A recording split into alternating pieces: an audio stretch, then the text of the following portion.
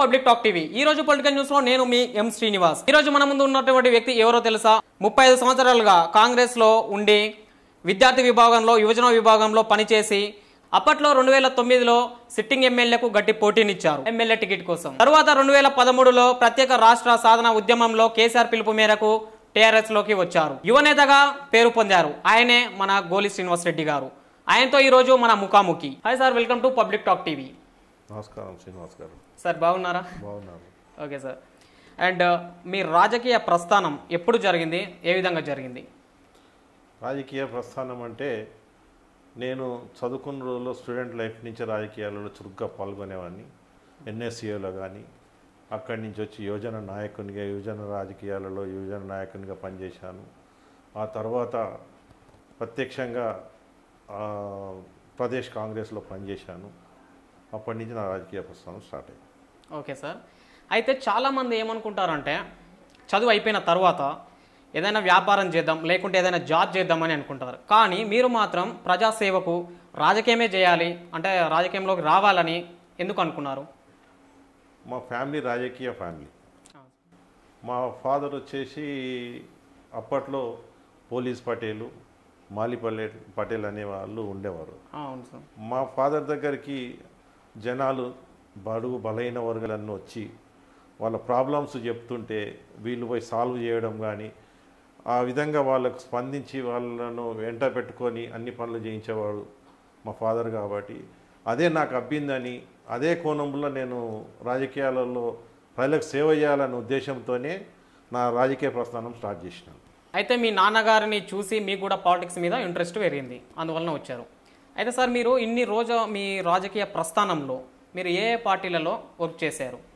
NSA లీడర్గా పనిచేశాను. ఆ తర్వాత యువజన నాయకునిగా యూత్ కాంగ్రెస్లో రాష్ట్ర ప్రధాన కార్యదర్శిగా చేశాను. అప్పట్లో సుధీర్ కుమార్ యువజన కాంగ్రెస్ ప్రెసిడెంట్ ఉండే, అతని సన్నిహితంగా పనిచేశాను. అదే క్రమంలో యువజన విభాగం స్పోర్ట్స్ సెల్ చైర్మన్గా రాష్ట్ర ప్రధాన కార్యదర్శిగా ఆయన వెనుమెంబడే వండుకుంటూ రాష్ట్రం మొత్తం తిరిగినాము. రాష్ట్రంలో ఉన్న సమస్యలు కానీ దాని మీద పోరాడినాము. అప్పట్లో మేమంతా కూడా ప్రతిపక్షంలో ఉంటిమి.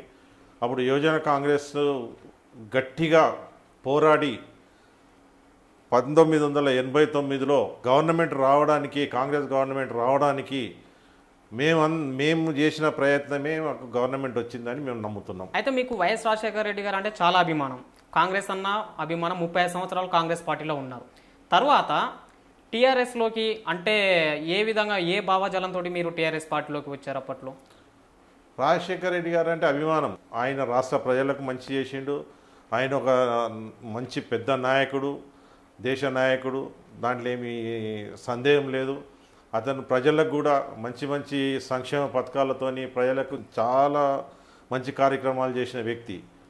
అయితే అప్పుడు తెలంగాణ ఉద్యమం సమయంలో మాకు తెలంగాణ ముఖ్యమనే దాని మీద కాంగ్రెస్లో వండుకుంటూ కూడా ఉద్యమం చేసిన యువజన కాంగ్రెస్ తరఫు నుంచి ఉద్యమం చేసినాం మేము. ఆ తర్వాత ఈ రాష్ట్రం ఎట్లాగూ వచ్చే పరిస్థితి లేదని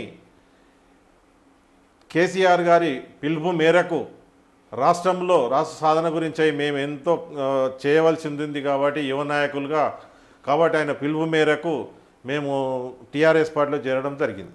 ఓహో, అంటే సార్ ఇప్పుడు మీరు కాంగ్రెస్లో ఉండి కూడా ప్రత్యేక రాష్ట్ర సాధన కోసం వర్క్ చేశారు? అయితే చేసినాం. అప్పట్లో 2009లో కాంగ్రెస్ సిట్టింగ్ ఎమ్మెల్యే యడ్మకిష్టారెడ్డి గారు ఉన్నారు. అయితే అప్పట్లోనే మీరు చాలా గట్టి పోటీనిచ్చారు టికెట్ కోసం, ఎమ్మెల్యే టికెట్ కోసం. అసలు పీపుల్ లోపల అంటే పబ్లిక్ టాక్ ఏంటంటే ఈసారి ఖచ్చితంగా గోలి శ్రీనివాస్ రెడ్డి గారికే ఎమ్మెల్యే టికెట్ కాంగ్రెస్ నుంచి, అది వైఎస్ రాజశేఖర రెడ్డి గారే చెప్పారు అందరికీ అనేది ఒక టాక్ ఉంది. కానీ అప్పుడు మీకు ఎందుకు ఎమ్మెల్యే టికెట్ రాలేదు? 2004లో రాజశేఖర రెడ్డి గారి ప్రోద్బలంతోనే కల్వకుర్తి నియోజకవర్గానికి ఎంటర్ కావడం జరిగింది. జాతీయ నాయకుడైన సూదిన్ జైపాల్ రెడ్డి గారి అనుచరుడిగా కార్యక్రమాలు చేసుకోవడం పోవడము, యువజన సంఘాలలో మంచి పేరు తెచ్చుకోవడము, యువజన సంఘాలను కూడగట్టి అలాగే స్వచ్ఛంద సంస్థలలో స్వచ్ఛందంగా అందరికీ పనిచేసుకుంటూ ఆ రోజుల్లో అప్పుడున్న గవర్నమెంట్లో రాజశేఖర రెడ్డి గారు ఉన్న సమయంలో ప్రజలకు ఎన్నో పనులు చేసినాము. కాబట్టి ఆ రోజు టికెట్ నాకే వస్తుందని నేను ఆశించిన. తెలంగాణ ఉధృతంగా ఉన్న సమయంలో సిట్టింగ్లను జరపడం వీలు కాని తరుణంలో నాకు టికెట్ చేజారిపోయింది. లేకపోతే ఆ రోజే నాకు టికెట్ వచ్చేది, ఆ రోజే గెలిచేవాడిని నేను. కన్ఫామ్గా మీకు 2009లో కంపల్సరీ టికెట్ వచ్చేటట్టు ఉన్నది. అయితే అప్పట్లోనే మీకు అంటే పబ్లిక్లో ఒక పెద్ద టాక్ ఉన్నది, గోలి శ్రీనివాసరెడ్డి గారు ఈసారి కల్వకుర్తి ఎమ్మెల్యే టికెట్ ఇస్తారు గెలుస్తారు అనేది ఒక టాక్ ఉన్నది. అయితే అప్పట్లోనే రాష్ట్రంలో మీ పేరు మారిమోగిపోయింది. మరి 2014లో మీరు టీఆర్ఎస్లోకి వచ్చారు. టీఆర్ఎస్లోకి వచ్చిన తర్వాత కేసీఆర్ గారు మరి టికెట్ మీరు అడగలేదా, ఆయన ఇవ్వలేదా? అక్కడ జరిగిన పరిణామాలు ఏంటి సార్? టీఆర్ఎస్ పార్టీలో చేరిన తర్వాత టికెట్ అనేది నాకే అనేది కన్ఫామ్ ఉండే. సార్ కూడా నాకు గోహెడ్ పని చేసుకో అని చెప్పినాడు. కానీ రాష్ట్రం సిద్ధించిన తర్వాత ఆ తరుణంలో అప్పుడున్న ఆంధ్ర పార్టీ ఏదైతే తెలుగుదేశం ఉన్నదో ఆ పార్టీ తరఫున ప్రాతినిధ్యం వహిస్తున్న సిట్టింగ్ ఎమ్మెల్యే జయపాల్ యాదవ్ గారు ఉన్నారు. అయితే అప్పట్లో మా మెయిన్ ఎజెండా ఏంటంటే ఆంధ్ర పార్టీని భూస్థాపితం చేయాలనేది మా ఎజెండా. కాబట్టి ఆంధ్ర పార్టీని భూస్థాపితం చేయాలంటే సిట్టింగ్ ఎమ్మెల్యే గారు మా పార్టీలో చేరడం జరిగింది. కాబట్టి అతనికి ఆహ్వానించి అతన్ని గౌరవించి అతనికి టికెట్ ఇవ్వడం జరిగింది. Okay sir. అయితే మీరు అంటున్నారు ఇక్కడ ఏంటి అంటే ఆంధ్ర పార్టీని ఏదైతే ఉందో తెలుగుదేశాన్ని భూస్థాపితం చేయడం కోసము కేసీఆర్ గారు జయపాల్ యాదవ్ని ఎంకరేజ్ చేశారని. అంటే వీళ్ళు ఉద్యమంలో మాత్రం పాల్గొనలేదు, అవునా? అలాంటి వాళ్లకు టికెట్ ఇవ్వడము న్యాయమా? టీడీపీ పార్టీని భూస్థాపితం చేస్తామా లేకపోతే రాష్ట్రం నుంచి పారదోలుతామా అనేది సెకండరీ. అయితే కేసీఆర్ గారు మా కల్వకుంట్ల చంద్రశేఖరరావు గారు ఎవరైతే ఉన్నారో వారు విజన్ ఉన్న నాయకుడు. కాబట్టి అతని ఆలోచన పరంగా రేపు బంగారు తెలంగాణ ఏ విధంగా సాధించాలనో విజన్ ఉన్న నాయకుడు. కాబట్టి ఆయన నిర్ణయానికి మేము కట్టుబడి టీఆర్ఎస్ పార్టీకి పనిచేసి అక్కడున్న పరిస్థితుల ప్రభావం ఎలా ఉందో చూసి పనిచేసినాం టీఆర్ఎస్ పార్టీకి. 2012-13లో ప్రత్యేక తెలంగాణ రాష్ట్రం ఏర్పడాలని చెప్పేసి ఉద్యమాలు చేశారు సార్.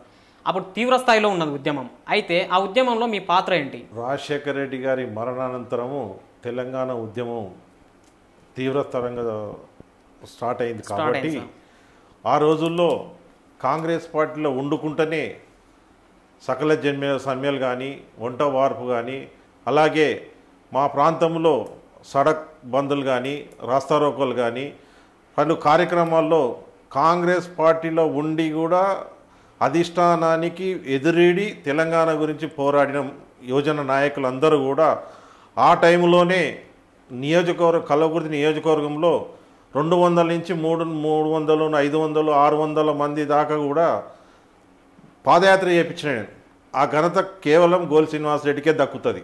కాంగ్రెస్లో ఉండి కూడా ఆ తర్వాత మళ్ళీ ఉద్యమాలలో ఈ బంధులు కానీ ప్లస్ అన్ని రకాలలో కూడా మేము ఉద్యమంలో ఉండే కాంగ్రెస్ పార్టీలో ఉండే ఉద్యమం చేసినాం. ఆ తర్వాత ఎంత చేసినా కానీ ఆ రోజుల్లోనే మేము అసెంబ్లీ ముట్టడికి బయలుదేరినాం.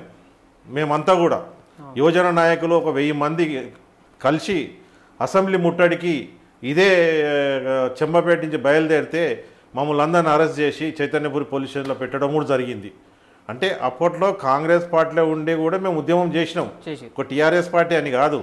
అప్పట్లో చేసిన తర్వాత కాంగ్రెస్ ఎలాగూ ఇప్పుడు ఇయ్యదు కాబట్టి అప్పుడు కేసీఆర్ పిలుపు మేరకు టీఆర్ఎస్ పార్టీలోకి వచ్చి మేము తెలంగాణ రాష్ట్రం సాధించుకోవడానికి మా యువజన నాయకులు కానీ ప్రతి మనిషి ఎన్నో ప్రాణాలకు తెగించి ఉద్యమాలు కానీ అన్ని విషయాలలో కూడా మేము పోరాడి తెలంగాణ సాధించుకున్నాం. కాబట్టి మేము చాలా సంతృప్తిగా ఉన్నాం. Okay sir. అయితే మీరు ఇక్కడ ఒక మాట అన్నారు ఏంటి, కాంగ్రెస్ పార్టీలో ఉండి ఉద్యమానికి సపోర్ట్ చేసిరు. అయితే ఈ తరుణంలో మాకు వచ్చే డౌట్ ఏంటంటే పబ్లిక్ టాక్ సార్, ఇది అప్పట్లో ఒత్తిడిలు ఎదుర్కొన్నారా మీరు ఏమైనా ఆంధ్ర నాయకుల నుంచి? ఎందుకు కాంగ్రెస్లో ఉండి అక్కడ నువ్వు చేస్తున్నావని అప్పట్లో ఉన్నటువంటి నాయకులు ఎవరైనా మిమ్మల్ని ఒత్తిడికి గురి చేసిరా? అంటే వాళ్ళకు నేను పేరు చెప్పను కానీ ఎందుకు ఈ తెలంగాణ సచ్చేయలేదని చాలామంది మమ్మల్ని హేళన చేశారు. అయినా కానీ ఎక్కడ కూడా మేము బెట్టు విడవకుంటాం, మా తెలంగాణ మేము సాధించుకుంటాం అన్న ధైర్యంతో వాళ్ళ మాటలను తుంగలో దొక్కేసి మేమైతే తెలంగాణ గురించి అయితే కాంగ్రెస్లో ఉండి కూడా పోరాడినాం. Okay sir. సార్ మీరు 2013లో టీఆర్ఎస్లోకి వచ్చారు. అంటే ఈ పార్టీలోకి వచ్చే ముందు ప్రేరణ నాయకులు అంటే కొందరు ఉంటారు, అరే ఇప్పుడు మనము కాంగ్రెస్లో ఉంటే కరెక్ట్ కాదు, ఇందులో ఉండి కరెక్ట్గా ఫైట్ చేయలేకపోతున్నాం, ఇప్పుడు టీఆర్ఎస్లోకి వెళ్ళి ఫైట్ చేస్తే బాగుంటుంది, మనం ఇందులోకి వెళ్ళాలి అని ఎవరైనా మీకు ప్రేరణ కల్పించినటువంటి నాయకులు ఎవరైనా ఉన్నారా? కల్వకుంట్ల చంద్రశేఖరరావు గారు పిలుపు మేరకు అప్పట్లో ఉన్న కాంగ్రెస్ నుంచి ప్రాతినిధ్యం వహిస్తున్న ఎంపీలు మంద జగన్నాథం గారు కానీ, అలాగే వివేక్ కానీ, అలాగే కె కేశవరావు గారు కానీ, వీళ్ళంతా కూడా అరే ఇందులో ఉంటే మనము ఎంత ఉద్యమాలు చేసినా కష్టం అవుతుంది కాబట్టి మనం టీఆర్ఎస్లో పోయి మనము అందులో నుంచి గట్టిగా మనము పోరాడితే తెలంగాణ సాధించుకోవడం ఈజీ అవుతుంది కాబట్టి మనం అందరం చేరుదామన్న సందర్భంలో నిజాం కాలేజీ గ్రౌండ్లో జరిగిన బహిరంగ సభలో మేమంతా కూడా, అలాగే మాతో పాటు మరి జనార్దన్ రెడ్డి గారు కానీ అందరం కలిసి కేసీఆర్ గారి సమక్షంలో కండుగాపుకున్నాం ఆ రోజుల్లో. సార్ అంటే మీరు 2014లోనే ఎమ్మెల్యే టికెట్ కోసం అంటే కల్వకుర్తి ఎమ్మెల్యే టికెట్ కోసం లాబింగ్ చేయడం కానీ లేకపోతే ఆశించడం కానీ జరిగింది. అయితే ఇప్పుడు జరిగే 2019 ఎలక్షన్లో కంపల్సరీ మీకు టికెట్ వచ్చే అవకాశాలు ఏమైనా ఉన్నాయా? 2014లోనే నాకు టికెట్ వచ్చింది. అప్పుడున్న సందర్భంలో తెలుగుదేశం పార్టీ నుంచి వచ్చిన మాజీ ఎమ్మెల్యే జయపాల్ యాదవ్ గారికి టికెట్ వేయడం జరిగింది కాబట్టి అప్పట్లో చేజారిపోయిన టికెట్. ఇప్పుడు గవర్నమెంటు వచ్చిన తర్వాత యువజన నాయకుడిగా ప్రతి సంక్షేమ పథకాలను, ప్రతి కేసీఆర్ గారు తలపెట్టిన ప్రతి స్కీమును కానీ వారు చేసిన సేవలు ఏదైతుందో ప్రతిదీ కూడా మా యువ నాయకులందరితో కలిసి ప్రతిరోజు కాన్స్టిట్యున్సీలో ప్రజలతో మమేకమై పనిచేస్తున్నాం కాబట్టి మాకు ఆ గుర్తింపు ఉంది కాబట్టి 2019లో టికెట్ 100% నాకు ఇస్తాడని నేను ఆశిస్తున్నాను. సార్ నేను నియోజకవర్గంలో చాలాసార్లు చూశాను సార్ మిమ్మల్ని, అంటే ఎప్పుడైనా ఫంక్షన్లకు కానీ లేకపోతే ఊర్లకు కానీ కార్యక్రమాల మీద వస్తారు. అయితే నేను మిమ్మల్ని ఇంటర్వ్యూ చేద్దామని చెప్పేసి చాలాసార్లు అడుగుదామని చెప్పేసి వచ్చాను. అయితే అక్కడ నేను చూసినటువంటి సన్నివేశం ఏంటంటే మీ చుట్టూ ఎప్పుడు కూడా దాదాపు ఒక 50 నుంచి 60 మంది యువత, నేను ఏ నాయకుని ఎంబడి చూడలేదు నిజానికి. ఇది పబ్లిక్ టాక్ కూడా ఉంది. అదేవిధంగా గోలి శ్రీనివాసరెడ్డి సార్ ఎంబడి ఎప్పుడు యువత ఉంటారు. అంటే దీనికి మీరు ఏమైనా వ్యూహాలు రచించిరా అంతమంది యువత మీ ఎంబడి రావడానికి? దీంట్లో వ్యూహం ఏముంటుంది దీంట్లో? ఎందుకంటే యువత అనేది రాజకీయాలలో ప్రత్యక్షంగా పనిచేయాలి, రాజకీయాలలో పనిచేసుకుంటూ దేశానికి ఇవాళ యువతనే వెన్నుముక కాబట్టి ఈరోజు నేను కొద్దిగా వాళ్ళకన్నా కొద్దిగా పెద్దోని అయినా కానీ వాళ్ళకున్న ఐడియాలజీ ప్రకారం వాళ్ళతో పాటు నేను ఒక లీడర్ అనేవాడు ఎలా ఉంటాడంటే తన కిందే పనిచేయాలి కార్యకర్తగా అనేది చాలామంది మనసులలో ఉంటుంది కాబట్టి నేను అలాంటి నాయకుడిని కాదు. సమానంగా వాళ్ళ ఆలోచనలకు అనుగుణంగా వాళ్ళతో పాటు మమేకమై వాళ్ళ ఎంబడే తిరుగుకుంటూ వాళ్ళ ఆలోచన విధానాన్ని బట్టే నేను పబ్లిక్లో వాళ్ళకు ప్రోత్సహించుకుంటూ వాళ్ళ స్ఫూర్తితోనే నేను పనిచేస్తూ ఉన్నాను. సార్ అయితే మీరు ఇప్పుడు కల్వకుర్తి నియోజకవర్గంలో ఫుల్ టైమర్గా వర్క్ చేస్తున్నారు, ప్రజాసేవ ఫుల్ టైమ్గా చేస్తున్నారు. అయితే అక్కడ ఉన్నటువంటి ఒక టాక్ ఏంటంటే ఏ నాయకుడు కల్వకుర్తి నియోజకవర్గంలో ఏ నాయకుడు ఇప్పియలేనటువంటి విగ్రహాలు గోలి శ్రీనివాసరెడ్డి గారు ఇప్పించారు అంటే ఇది పబ్లిక్ టాక్ సార్. ఇది దీనిపైన మీ స్పందన ఏంటి? అంటే విగ్రహాలు ఇప్పించాలనే దాని మీద మీ ఉద్దేశం ఏంటి? ఉద్దేశం అంటే అది మంచి పనే కదా. కాబట్టి మన రాజ్యాంగ రచయిత ఏ ఒక్క వర్గానికి చెందినోడు కాదు కాబట్టి అతని విగ్రహాలు ఇప్పించడం అనేది నా యొక్క కర్తవ్యము. అలాగే నేను దాంట్లో ఇప్పించడానికి చాలా సంతోషంగా ఉన్నా. అలాగే జ్యోతిరావు పులే కానీ అలాగే శివాజీ కానీ ఒక యువతకు స్ఫూర్తిగా, రాజ్యాంగ రచయిత కాబట్టి యువత స్ఫూర్తిగా ఉంటుందన్న ఉద్దేశంతో యువకులను ఎక్కువ నేను బయటికి తీసుకురావాలన్న ఉద్దేశంతో ఆ స్ఫూర్తితోనే ఆ విగ్రహాలు ఇప్పేయడం జరిగింది. దానికి నేను ఎంతో గర్వపడుతున్నా, సంతోషపడుతున్నా. సార్ మీ 35 ఏళ్ళ రాజకీయ ప్రస్థానంలో అయితే ఇప్పుడు 2009 నుంచి కావచ్చు మీరు కల్వకుర్తి శాసనసభ టికెట్ ఆశిస్తున్నారు. అయితే మీరు తెలంగాణ ఇప్పుడు కల్వకుర్తి ప్రజలకు చేసినటువంటి ప్రజాసేవ కార్యక్రమాలు ఏమైనా ఉన్నాయా? అప్పుడున్న గవర్నమెంటు కాంగ్రెస్ గవర్నమెంట్లోనే రోడ్లు కానీ డ్రైనేజీలు కానీ అనేక కార్యక్రమాలు ఏవైతున్నాయో అప్పట్లోనే శాంక్షన్ చేయించి అప్పుడు పనులు చేపించడం జరిగింది. అలాగే ప్రజలలో కూడా ప్రజా సంక్షేమ పథకాలను కూడా తీసుకుపోవడం జరిగింది, ప్రజలకు మోటివేట్ చేయడం కానీ అలాంటిది జరిగింది. అదే టైంలో మా మందా జగన్నాథం గారు పార్లమెంట్ సభ్యులు ఉండ్రి, అలాగే గిరీష్ సంఘ్ గారు అని రాజ్యసభ మెంబర్ ఉండే, వీళ్ళంతా కూడా నాకు సన్నిహిత సంబంధాలు ఉండే. వారి సహకారంతో మా నియోజకవర్గంలో 250 విలేజ్లలో ఐమాస్ లైట్లు వేపించడం జరిగింది. ఐమాస్ లైట్స్ అంటే అప్పట్లోనే 2005 2006లోనే మేము అభివృద్ధి గురించి మేము ముందుంటిమి. ఆ రోజుల నుంచే పాటుపడ్డాము. ఆ తర్వాత తెలంగాణ వచ్చినాక కూడా ప్రతి కార్యక్రమము ఇప్పుడు కేసీఆర్ గారు చేస్తున్నారు కాబట్టి దాంట్లో కూడా మేము భాగస్వాములమై ప్రజలలో తీసుకుపోతున్నాం. కాబట్టి ప్రజా సంక్షేమంలో ప్రజలకు అందుబాటులో ఎప్పుడు కానీ మా యువత కానీ నేను కానీ ఎప్పుడు అందుబాటులో ఉంటాం. నిరంతరం కాన్స్టిట్యున్సీలనే మా యువత పనిచేస్తుంది, మేము పనిచేస్తూ ఉన్నాం. కాబట్టి అభివృద్ధి కార్యక్రమాలు అనేది ఇప్పుడు సర్వసాధారణం. ఎవరైనా కానీ ఇప్పుడు గవర్నమెంట్ చేస్తుంది కాబట్టి గవర్నమెంట్కి అనుగుణంగా అందరం మేము కూడా అదే పనిచేస్తాం. సార్, ఇప్పటికీ ఎలక్షన్లకి ఇంకా సంవత్సరం వరకు టైం ఉంది. అంటే ఇప్పుడు టీఆర్ఎస్ గెలుపు కోసం మీరు చేసేటువంటి వ్యూహ ప్రతివ్యూహాలు ఏమిటి? వ్యూహ ప్రతివ్యూహాలు ఏమున్నాయి? దీంట్లో మా అభివృద్ధియే మాకు వ్యూహ ప్రతివ్యూహాలు. ఇప్పుడు వ్యూహ ప్రతివ్యూహాలు ఎవరు చేస్తారు? అవతల పార్టీకి బలం లేని వాళ్ళు, పని చేయని వాళ్ళు వ్యూహ ప్రతివ్యూహాలు చేయాలి. కానీ మేము పనిచేసిన వాళ్ళము, మేము సంక్షేమ పథకాలలో ప్రతి దాంట్లో ముందున్నాం కాబట్టి ప్రజలకు అందుబాటులో ఉంటాం, ప్రజా సంక్షేమం గురించే పాటుపడుతున్నాం కాబట్టి ప్రజలలో గెలుపు మాకు సునాయాసం. దానికి మేము ప్రతివ్యూహాలు చేయాల్సిన అవసరమే లేదు. ఎవరో పనిచేయని వాళ్ళకైతే ప్రతివ్యూహాలు చేయాలి, కానీ మాకు అవసరమే లేదు. ఇప్పుడు సార్, ఇటీవల కాలంలో ఒక పేపర్లో చూస్తే పేద ప్రజలకు ఆపదలో అండగా గోలీ అనేది ఒక శీర్షిక రాసేశారు. అంటే దీనిపైన మీ స్పందన ఏమిటి? దాంట్లో ఏమున్నది? నిరంతరం మేము నియోజకవర్గంలో తిరుగుతూ ఉంటాము. పేద ప్రజలకు ఎక్కడైనా కానీ ఏదైనా ఇబ్బంది ఉన్నా కానీ వాళ్ళ ఆరోగ్య సమస్యలు ఏమన్నా ఉండి ఆరోగ్యానికి ఏమన్నా అవసరం పడితే నా వంతు సాయం నేను చేస్తూ ఉంటా. అలాగే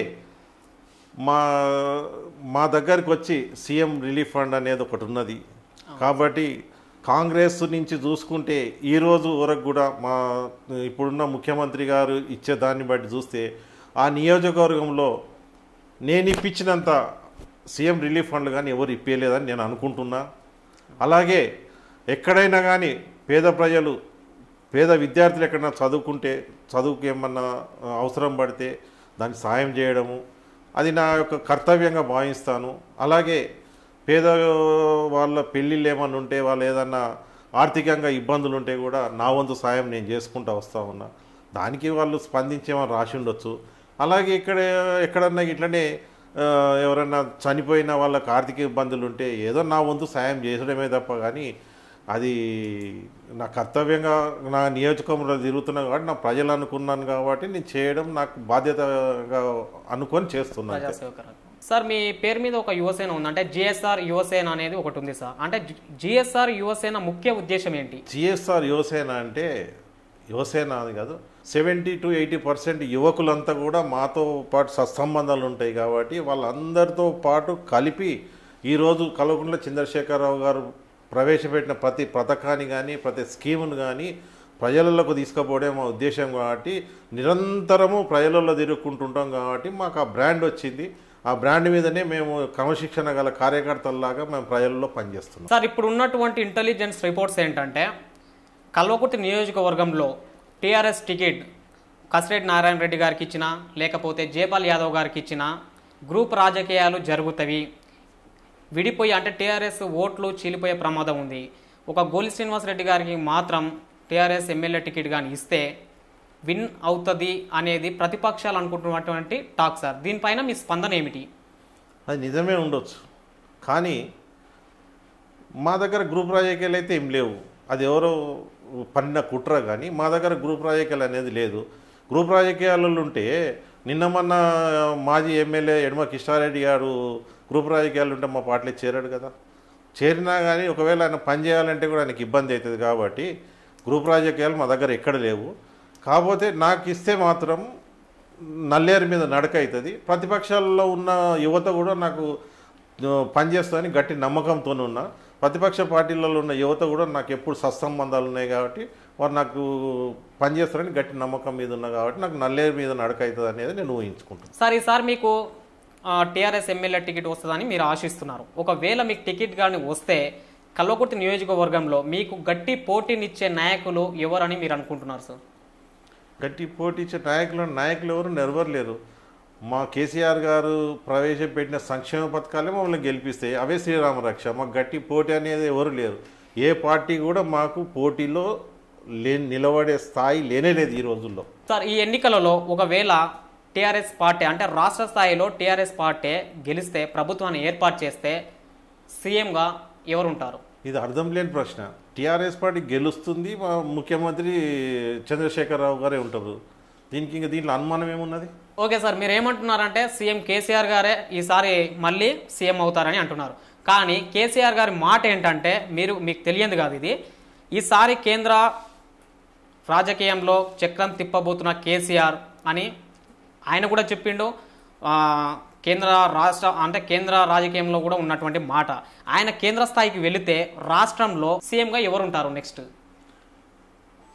అంటే వారు కేంద్ర రాజకీయాల్లోకి పోతే వారికి విజన్ ఉన్న నాయకుడు కాబట్టి వారు ఎవరిని పెడితే బాగుంటుంది అని చూసి వాళ్ళని పెడతాడు కాబట్టి కేసీఆర్ గారి మాటే మా బాట. వారు ఇప్పుడు వచ్చిన సీఎం గారు ఎవరైనా పర్లేదు, ఆయన వెంబడి కలిసికట్టుగా పనిచేసే దాని మీద అదే దిశగా మేము పనిచేస్తాం. ఓకే, అంటే కేసీఆర్ గారు ఎవరు చెప్తే ఆయన అంటే బయట ఉన్నటువంటి గాసిప్స్ ఏంటంటే కేసీఆర్ కానీ కేంద్రంలోకి వెళ్తే కేటీఆర్ఏ అని కొందరు అంటున్నారు, లేదు హరీష్ రావు గారు రావాలని కొందరు అంటున్నారు. దీనిపైన మీ స్పందన ఏమిటి? కేసీఆర్ గారిని ఎవరు నిర్ణయించినా మేము పనిచేస్తాము అని వాళ్ళు వెంబడి ఉండి పనిచేస్తాం. ఇదే ప్రతిపక్షాలకు ఏదో ప్రతిపక్షాలు అన్నీ అనుకుంటాయి, అదన్నీ మనం స్పందించాల్సిన అవసరం మనకు లేదు. సార్ ఇంకో క్వశ్చన్ ఏంటంటే కేసీఆర్ గారు అందరికి అపాయింట్మెంట్ ఇవ్వరు అనేది పబ్లిక్ టాక్. అయితే టీఆర్ఎస్ నాయకుడిగా మీకు అపాయింట్మెంట్ దొరుకుతుందా? అపాయింట్మెంట్ దొరుకుతుందా అంటే అపాయింట్మెంట్ దొరుకుతుంది. మేము ఎన్నోసార్లు పోయి వచ్చినాం, కలిసి వచ్చినాం. అపాయింట్మెంట్ అడిగితే ఇస్తాడు, ఎందుకు ఇయ్యడు? మా నియోజకవర్గ అభివృద్ధి గురించి చాలాసార్లు పోయినా చాలా పనులు చేయించుకున్నాం. ఇదంతా ఏందని అంటే ప్రతిపక్షాలు ఆయన మీద దుమ్మెత్తిపోయడానికి చేస్తున్న కుట్రనే తప్ప ఇప్పుడు ఇంతమంది ఎమ్మెల్యేలు ఉన్నారు, ఇంతమంది ఎమ్మెల్యేలు ఎప్పుడు కలవలేదా? కలుస్తూనే ఉంటారు కదా, రోజు పోయి కలుస్తూనే ఉంటారు. అపాయింట్మెంట్ అనేది దొరకకుండా ఎట్లా పోయి కలుస్తారు? కాబట్టి అపాయింట్మెంట్ ఇస్తాడు, అందరూ కలుస్తారు. 20 రోజుల క్రితమే మా జిఎస్ఆర్ యువసేన నాయకులు ఒక 20 మంది మంద జగన్నాథం గారు ఎంబడి పోయి అపాయింట్మెంట్ తీసుకుని వారితో కలిసి మాట్లాడొచ్చిన సందర్భాలు ఉన్నాయి. మా యువ నాయకులకే దొరికినాక మాకెందుకు దొరకదు అపాయింట్మెంట్? కాబట్టి ఇవన్నీ శుద్ధ అబద్ధం. ఇదంతా ప్రతిపక్షాలు దుమ్మెత్తిపోస్తున్నాయి అంతే. కానీ దానికి ఆయనకు ఉన్న సమయాన్ని ప్రజల గురించి సమయము ఇస్తున్నాడు, అలాగే నాయకులకు కూడా సమయం ఇస్తున్నాడు. అవన్నీ ఉట్టి మాటలు, అవి ప్రతిపక్షాల కుట్ర తప్ప దీంట్లో ఎలాంటి నిజం లేదు. సార్ మీరు కల్వకుర్తి నియోజకవర్గపు ఇప్పుడు టీఆర్ఎస్ ఎమ్మెల్యే టికెట్ ఆశిస్తున్నారు. ఒకవేళ మీరు ఇట్లా ఎమ్మెల్యేగా గెలిస్తే కల్వకుర్తి నియోజక ప్రజలకు అంటే యువతకు, మెయిన్గా మీరు యువతకు ఎలాంటి సహాయం లేకుండా ఎలాంటి సేవలు చేయాలనుకుంటున్నారు? రేపు గెలవచ్చు, గెలవకపోవచ్చు, టికెట్ రావచ్చు, రాకపోవచ్చు. కానీ నా నెక్స్ట్ స్టెప్ ఏంటంటే యువతకు ఇప్పుడు కానిస్టేబుల్ ట్రైనింగే కానీ లేకపోతే బీఈడి కానీ ఇట్లాంటి ట్రైనింగ్లు ఏమున్నాయో ఆ ట్రైనింగ్ సెంటర్లు ఈ నియోజకవర్గంలోనే తెరిపించి ఫ్రీ కోచింగ్ ఇప్పేయడానికి ప్రయత్నం చేస్తున్నా. అలాగే ఏదైతే ఎస్ఎస్సి పాస్ అయిన వాళ్ళు ఉంటారో డిటిపి సెంటర్లను ఓపెన్ చేసి వాళ్లకు కూడా ట్రైనింగ్ ఇప్పించి నాకు పరిచయాలున్న పారిశ్రామికవేత్తల దగ్గర నుంచి వాళ్లకు కన్సల్ట్ తెప్పించి వాళ్ళకు ఉద్యోగాలు ఇప్పిస్తాను. అలాగే అతి త్వరలోనే ఒకటి గోలి శ్రీనివాసరెడ్డి ఆధ్వర్యంలో ఒక పెద్ద జాబ్ మేళా కల్వకుర్తి నియోజకవర్గంలో ప్రవేశపెట్టబోతున్నా. సార్ మీరు చేసేటువంటి ఈ సేవా కార్యక్రమాలు అంటే ఇప్పుడు యువతకి ఈ విధంగా చేద్దామని అనుకున్నారు కదా, అదేవిధంగా ఈ సేవా కార్యక్రమాలు లేడీస్కి ఏ విధంగా ఉపయోగపడుతుండొచ్చు?